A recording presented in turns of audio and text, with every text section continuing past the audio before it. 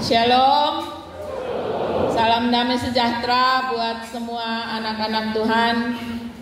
Kita boleh diantar oleh Tuhan menjalani hari-hari, memasuki minggu sengsara yang terakhir, minggu sengsara yang ketujuh, di mana dalam bacaan kita menceritakan tentang Yesus yang mulai memasuki Yerusalem, menyongsong kematiannya sendiri. Ia tahu bahwa saatnya telah tiba dan itu harus terjadi di Yerusalem, dan ia masuk dengan penuh ketaatan. Saudara-saudaraku yang kekasih, apa yang kita lihat ketika ada pemimpin yang mau datang di Kupang, ya. Kalau Jokowi seulang-ulang, presiden yang baru ini belum datang ke Kupang.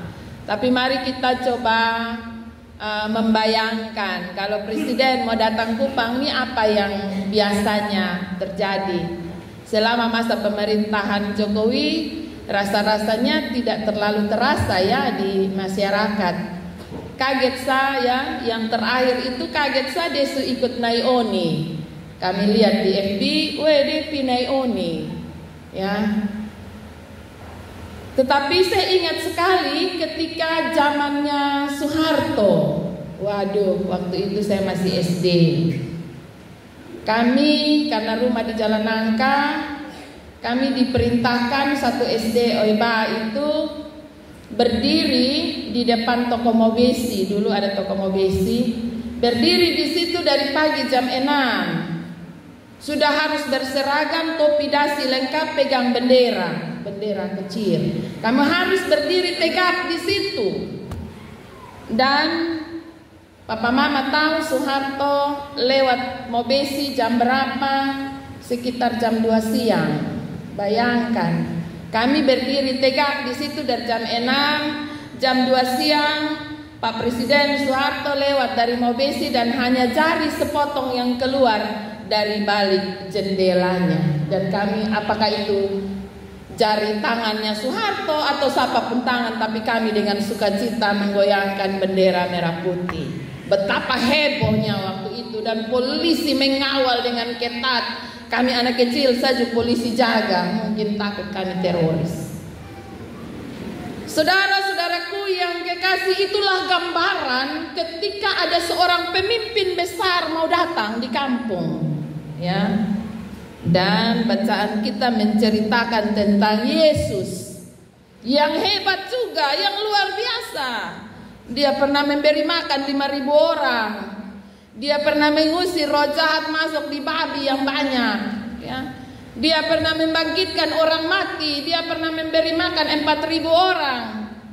Dan begitu banyak mujizat lainnya yang dikenal oleh orang. Tentu saja orang mengenal dia, dan orang ingin mengenal lebih dekat.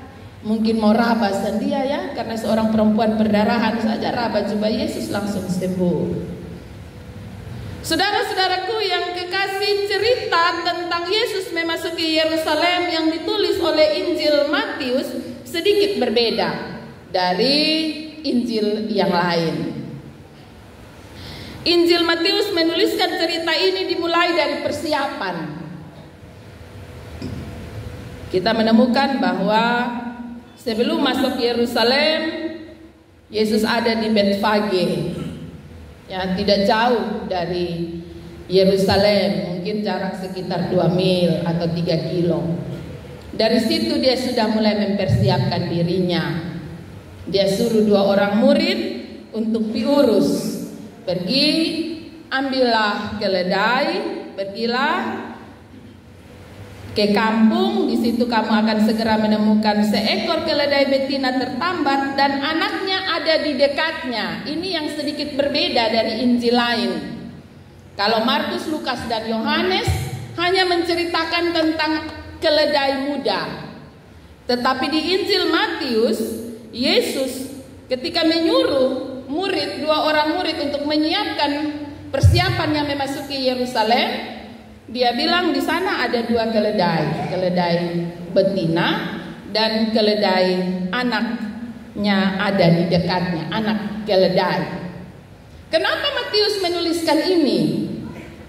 Karena Matius ingin menjelaskan sebagaimana apa yang menjadi nubuatan dari Zakaria, Nabi Zakaria 9 ayat 9, di ayat yang kelima disebutkan kembali bahwa raja itu akan datang, ia lemah lembut mengendarai seekor keledai beban yang mudah. Matius ingin menjelaskan ini. Jika ada seekor keledai betina dan ada anaknya yang masih tertambat dekatnya, berarti anak keledai ini belum pernah dipakai. Karena keledai adalah binatang yang pada masa itu dipakai oleh orang banyak untuk mengangkat beban dan mengangkut manusia. Sehingga kalau anak keledai yang sudah terlepas dari induknya, pasti dia sudah pernah mengangkat beban, pasti dia sudah pernah dipekerjakan. Tetapi Matius memberi rincian ini, bahwa keledai yang akan dipakai oleh Yesus adalah seekor anak keledai yang masih dekat dengan induknya. Benar-benar ia adalah keledai beban yang muda, yang belum pernah mengangkut beban. Ya, jadi kita lihat ya, bagaimana Matius dengan cermat menyampaikan bagian ini, sehingga tergenapilah firman Tuhan yang terdapat dalam Zakaria 9 ayat 9 yang kembali diungkapkan oleh Injil Matius di ayat 5, bahwa apa yang Yesus pakai nanti adalah penggenapan dari firman, dan firman itu benar bahwa yang Yesus gunakan adalah keledai beban yang mudah. Pesan ini cukup penting karena apa yang Yesus lakukan di sepanjang hidupnya mesti menggenapi setiap nubuatan-nubuatan firman dalam Perjanjian Lama. Mesti menggenapi, karena itu adalah misinya. Saudara-saudaraku yang kekasih dalam kasih Tuhan kita Yesus Kristus, kita juga menemukan tokoh para murid yang selalu ada dekat Yesus, bahkan ketika mereka memasuki Yerusalem. Mereka disuruh oleh Yesus, dan Injil Matius mencatat dalam ayatnya, baik ayat yang ke-2 maupun ayat yang ke-6, bahwa mereka adalah murid-murid yang taat. Mereka berbuat seperti yang ditugaskan Yesus kepada mereka, meskipun mereka tidak tahu siapa pemilik keledai. Apakah mungkin mereka akan disebut sebagai pencuri karena mengambil keledai orang dan lain sebagainya. Ada tantangan dalam pekerjaan mereka, ada pergumulan dalam pekerjaan mereka. Tapi Injil mencatat mereka pergi dan berbuat seperti yang ditugaskan Yesus kepada mereka. Kenapa mereka melakukan hal ini? Mereka mau melakukannya karena Yesus memberikan jaminan kepada mereka yang melakukan pekerjaan dengan taat dan setia. Kita baca itu ya di ayat yang ketiga. Yesus menyiapkan jalan keluar ketika mereka berhadapan dengan persoalan. Di ayat yang ketiga, Yesus bilang, "Jikalau ada orang menegur kamu, katakanlah Tuhan memerlukannya. Ia akan segera mengembalikannya." Ya, dia suka tahu jalan keluar. Dari papa mama, firman Tuhan ini mau berbicara bahwa ketika Tuhan memberikan kepada kita amanat, pelayanan, pekerjaan, Dia tidak pernah membiarkan kita sendiri.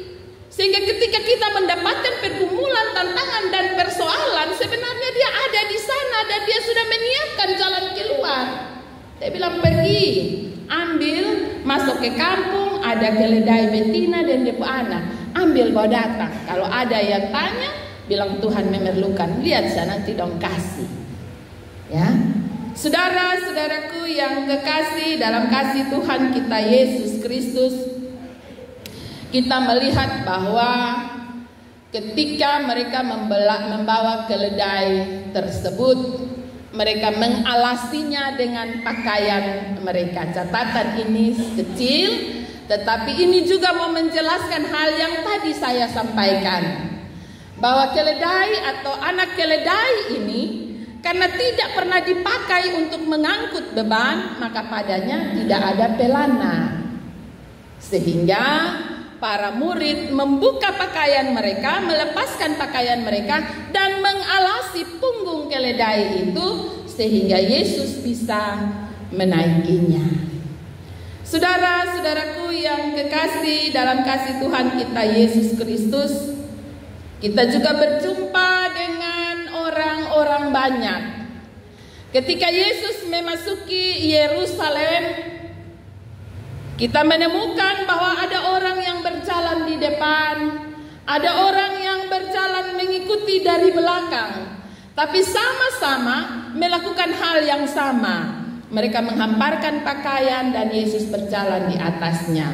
Mereka memotong ranting-ranting dan membiarkan Yesus berjalan di atasnya, seolah-olah mereka sedang memberi penghormatan dan penghargaan tertinggi kepada Dia yang memasuki Yerusalem. Tapi apakah mereka tahu apa yang mereka lakukan? Bacaan kita menjelaskan bahwa mereka melakukan sesuatu yang mereka sendiri tidak tahu apa yang mereka lakukan. Mereka memuji Tuhan dengan mengatakan, Hosana bagi anak Daud, diberkatilah Dia yang datang dalam nama Tuhan, Hosana di tempat yang maha tinggi. Ini sebuah nyanyian. Nyanyian ini biasanya dinyanyikan ketika memasuki Yerusalem. Itu bisa terbaca di Mazmur 118 ayat 15 dan 16. Ini merupakan nyanyian, dan nyanyian ini mereka nyanyikan menyambut Yesus, walaupun mereka sendiri tidak mengenal Yesus dengan baik. Kita dapat membaca itu kan di ayat 10 dan 11. Mereka saling bertanya, dong bikin habis lah dong bertanya, ini siapa? Kok ini siapa nih? Ya.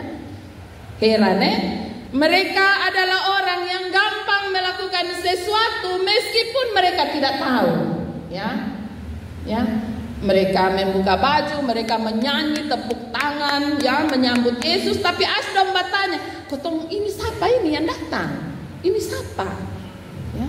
Saudara-saudaraku yang kekasih dalam kasih Tuhan kita Yesus Kristus, dengan nyanyian ini, nyanyian Hosiana yang mereka nyanyikan ini, Hosana yang mereka nyanyikan ini berasal dari kata Hosiana. Hosiana itu bahasa Ibrani yang berarti selamatkanlah kami sekarang, ya. Jadi mereka menyanyikan nyanyian ini merupakan nyanyian pengharapan umat Israel yang mengharapkan keselamatan yang mesianik, ya, keselamatan yang datang dari Allah. Saudara-saudaraku yang kekasih, karena itu mereka menyanyikan harapan bahwa kehadiran Yesus mestinya mampu menyelamatkan mereka dari kondisi mereka yang sangat sulit pada masa itu. Dari sini, setelah kita melihat bacaan ini dengan baik, kira-kira apa sih yang Tuhan mau sampaikan bagi kita lewat bacaan ini di Minggu Sengsara yang ke-7? Saya mencatat beberapa poin. Saya membaca di ayat yang kelima. Ketika membaca ayat yang kelima, saya mendapat sebuah pelajaran bahwa yang selalu dilakukan oleh Yesus adalah merupakan penggenapan firman Tuhan. Ia tidak pernah melakukan sesuatu berdasarkan mau-maunya sendiri, ya. Tetapi segala yang ia lakukan selalu berdasarkan firman Tuhan. Karena itu, ini menjadi pelajaran bagi saya dan juga bagi kita semua, bahwa di dalam melakukan segala tindakan mestinya kita mempertimbangkan dengan baik, apakah yang kita lakukan ini sudah merupakan kehendak Allah atau belum. Ini menjadi bahan pertimbangan bagi saya sendiri dalam menjalani kehidupan saya. Sudahkah yang saya lakukan ini menurut kehendak Allah? Ataukah kita sedang melakukan sesuatu yang bertabrakan dengan kehendak Allah? Hal yang kedua, kita belajar dari para murid, kita belajar untuk setia, kita belajar untuk taat, menjalankan tugas tanggung jawab pelayanan yang sementara ini Tuhan percayakan kepada saya dan saudara. Meskipun ada risiko di sana, meskipun ada tantangan di sana, meskipun ada pergumulan di sana, kita belajar dari para murid. Bahwa jika hari ini Tuhan mempercayakan saya sebuah keluarga yang kecil, saya sebagai istri, saya sebagai mama, saya sebagai papa, saya sebagai suami, saya sebagai anak-anak, lakukanlah misi itu dengan baik. Karena kita meyakini bahwa ketika kita dipercayakan tanggung jawab, Tuhan menyertai kita dan Tuhan menyediakan jalan keluar bagi setiap perkara dan persoalan yang mungkin akan kita hadapi. Kita juga belajar bahwa Allah dalam diri Yesus tidak pernah membiarkan kita sendiri dalam menjalani kehidupan kita. Dia selalu menyediakan jalan keluar. Saudara-saudaraku yang kekasih, dengan mengendarai keledai beban yang mudah, Yesus sedang menanggalkan jabatannya sebagai seorang raja. Ia sedang menjalani tanggung jawabnya sebagai seorang pembawa damai. Karena keledai beban yang mudah adalah alat untuk mengangkut mereka yang terpinggirkan. Alat ini tidak dipakai oleh seorang raja yang gagah perkasa. Hanya mereka yang lemah yang biasanya menggunakan keledai beban yang mudah. Karena itu kita juga belajar bahwa jabatan, kuasa atau apapun yang melekat saat ini hanyalah bagian dari anugerah Tuhan. Jangan membuat kita lupa diri, sombong dan angkuh, sehingga kita berbuat berlebih-lebihan sampai akhirnya kita menjadi orang yang tidak tahu diri.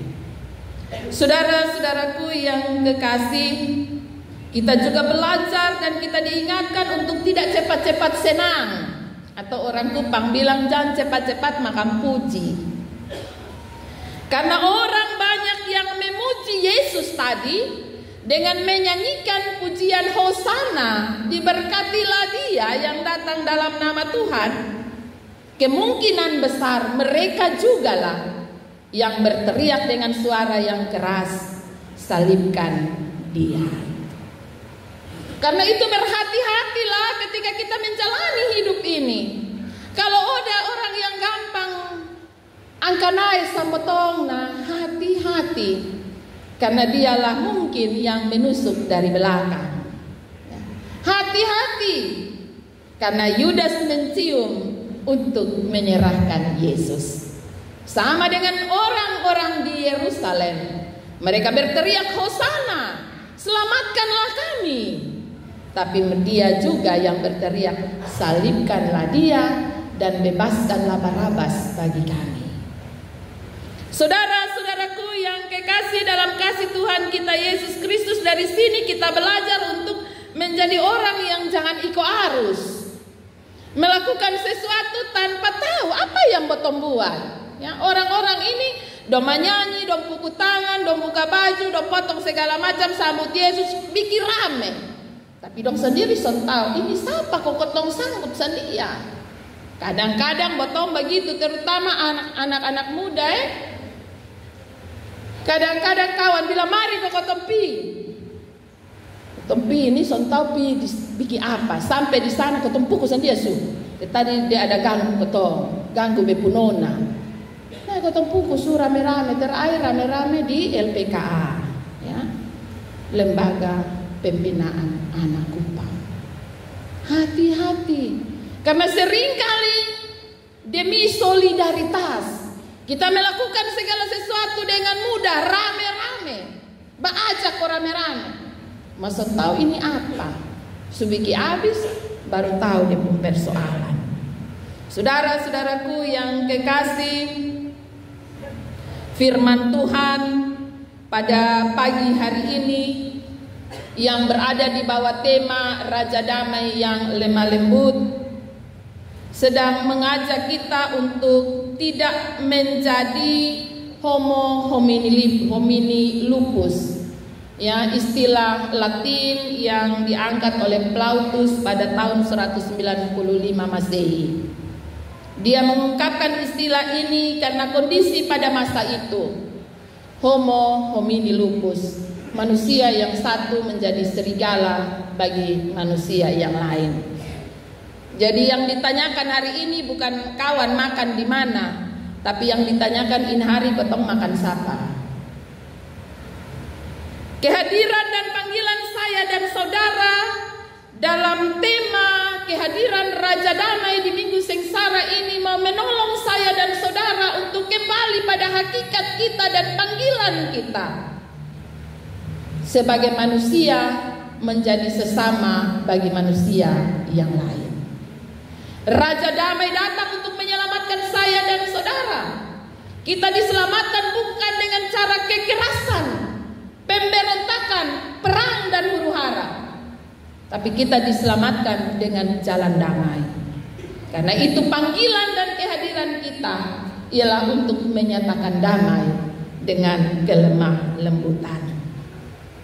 Karena itu pertanyaan refleksi bagi saya dan saudara, seperti apakah kehadiran kita di tengah dunia ini, di tengah keluarga, tempat kerja, persekutuan bergereja? Sudahkah kita mampu membawa misi perdamaian yang diwarnai dengan kelemah lembutan? Tuhan Yesus memberkati firman-Nya, memberkati saya dan saudara. Amin.